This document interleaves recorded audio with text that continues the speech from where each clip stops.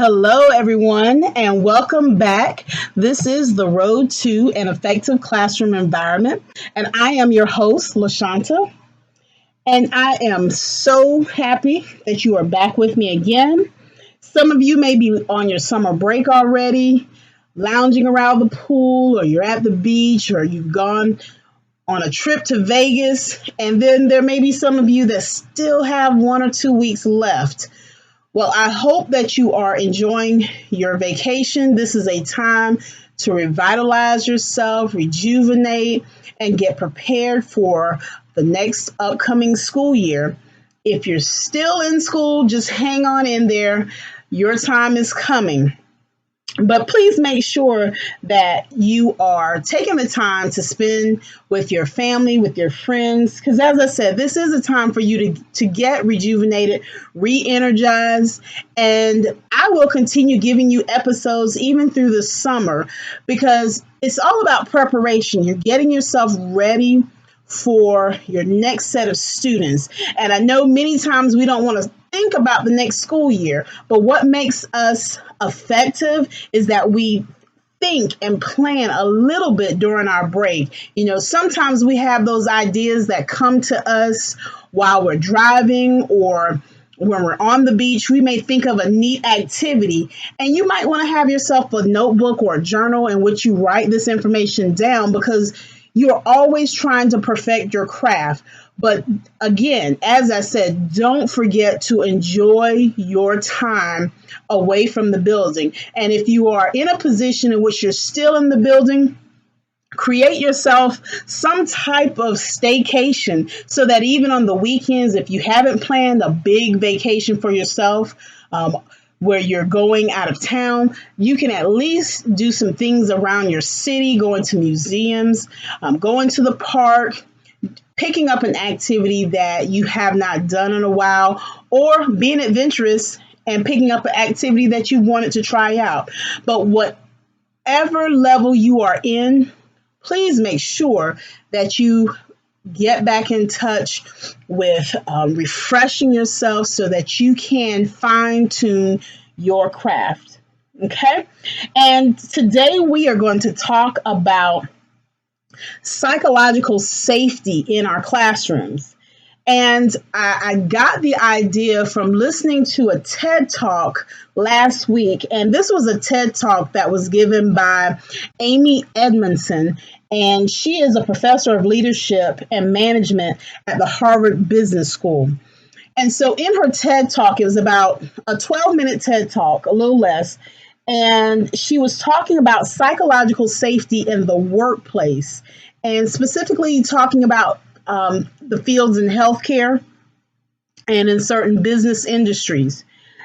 But I started thinking about psychological safety as it applies to our classroom situations, because this is an important element for us as educators, as teachers, in making sure that our students have that safe haven in our classrooms.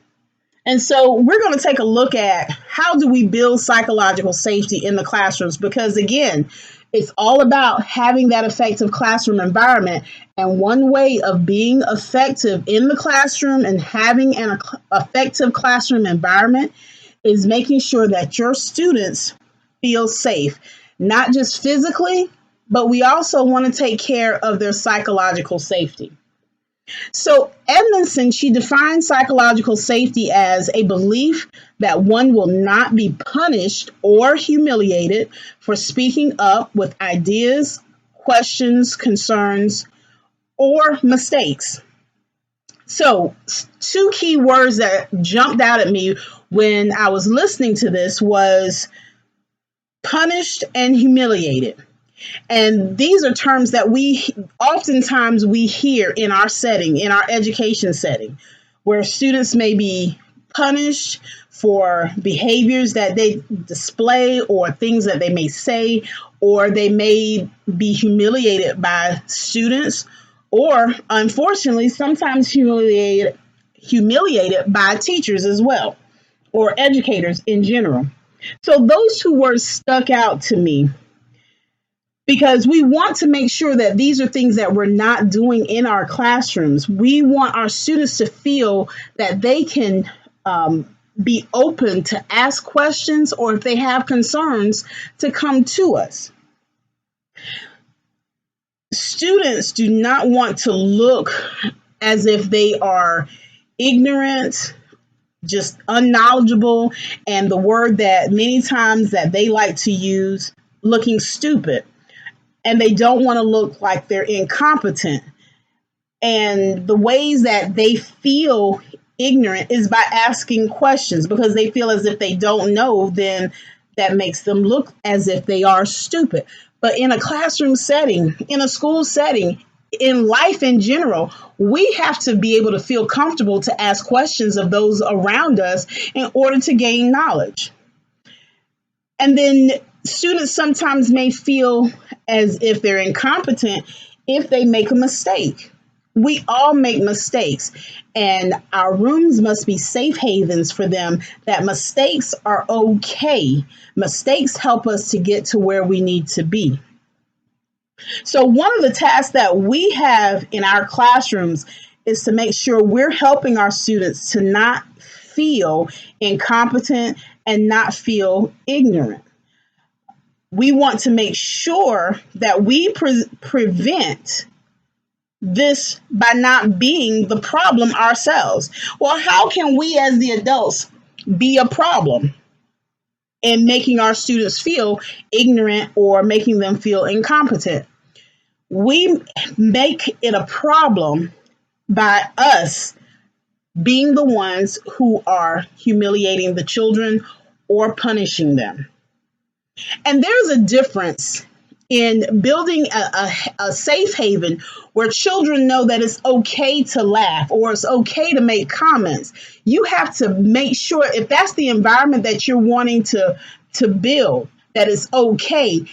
Everyone in that room has to understand that there's a difference between laughing because you want that person to feel bad about the question or comment that he or she has made, and then laughing because we all are laughing together because something's funny. There is a difference.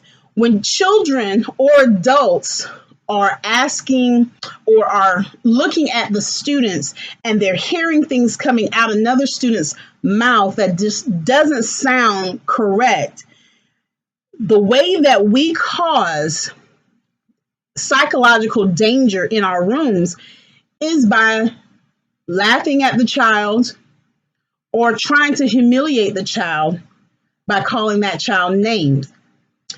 In episode 7, we talked about baggage and how sometimes we as the classroom teachers or as the educators, we sometimes come in with our own baggage from whatever we have going on at home, whether we're arguing with our spouse or whether we have our kids that are having their own issues at school, whatever the case may be.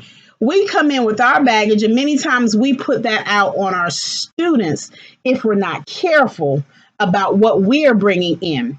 Our students bring baggage, we bring baggage. And if we all are exposing all of our baggage in that room, then how much learning is actually taking place?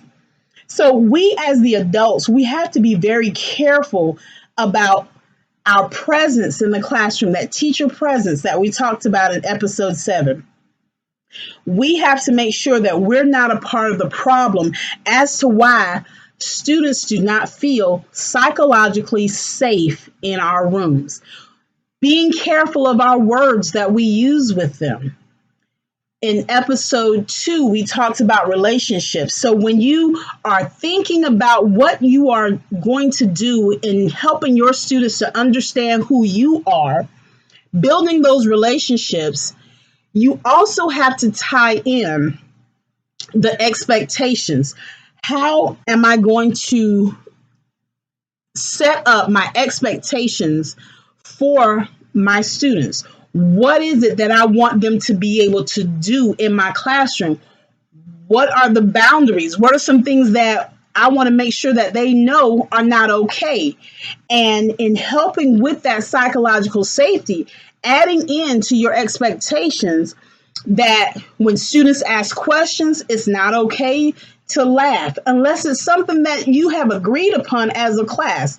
Many times teachers will incorporate at least one or two rules or one or two expectations that the students come up with themselves.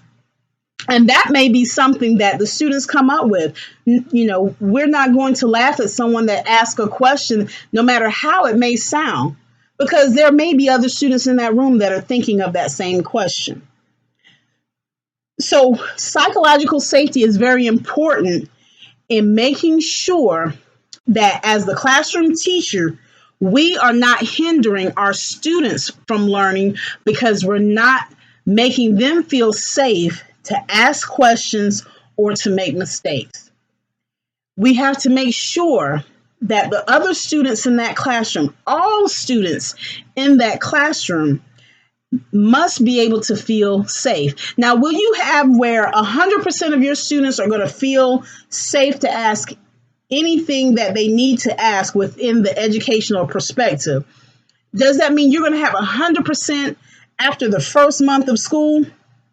No, it doesn't. You may have those students that have issues that go deeper beyond just what's going in that classroom. You could have students that are dealing with abuse at home.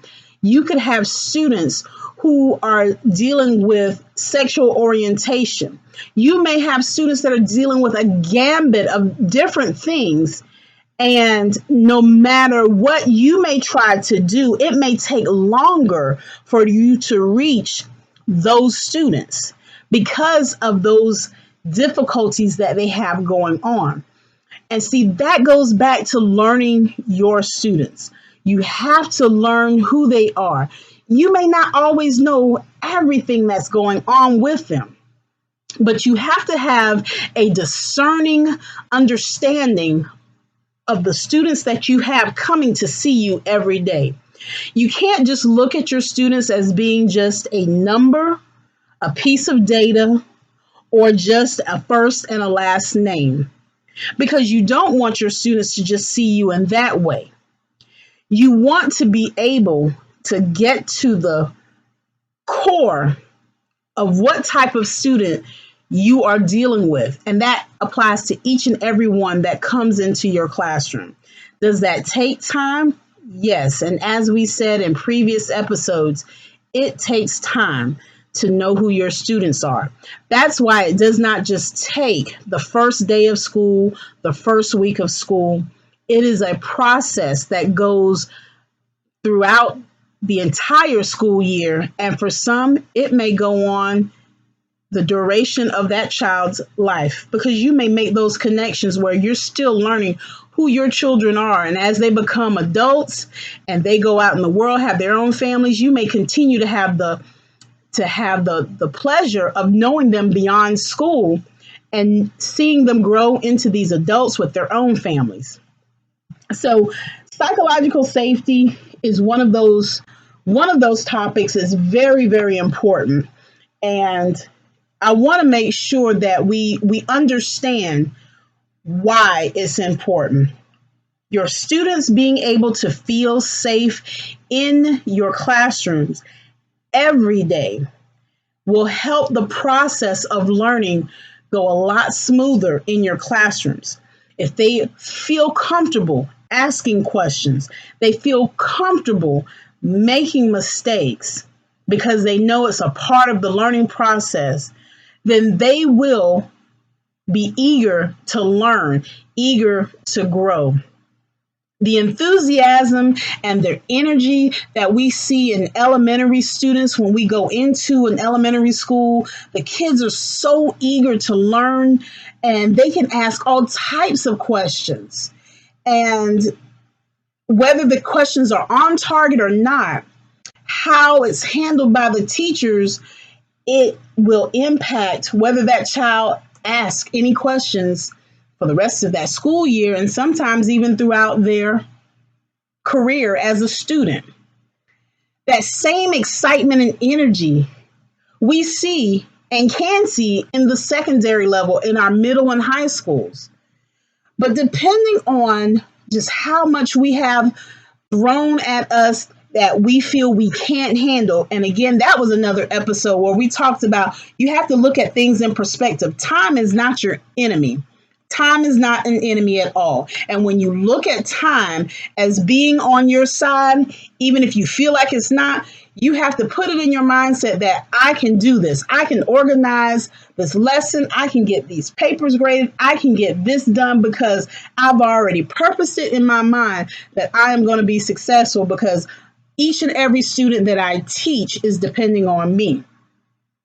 So going back, and I want to just re-emphasize the definition one last time before I close out. Psychological safety is a belief that one will not be punished or humiliated for speaking up with ideas, questions, concerns, or mistakes. So as you process that information, make sure that you have some piece that you go over with your students in your expectations. When you talk about your classroom expectations and you talk about your classroom management plan, which was another episode, make sure that as you're going through this information, do a self-check. Check yourself. Am I making sure, am I looking at my students and am I making sure that my students feel comfortable with me, not only just me, but your students must also feel comfortable with the other students in that class. And that is a whole nother episode in talking about relationship building with the students and how you can do that. But this has been another episode of The Road to an Effective Classroom Environment. I am your host, LaShanta. Thank you so much for joining me, and I will see you next time.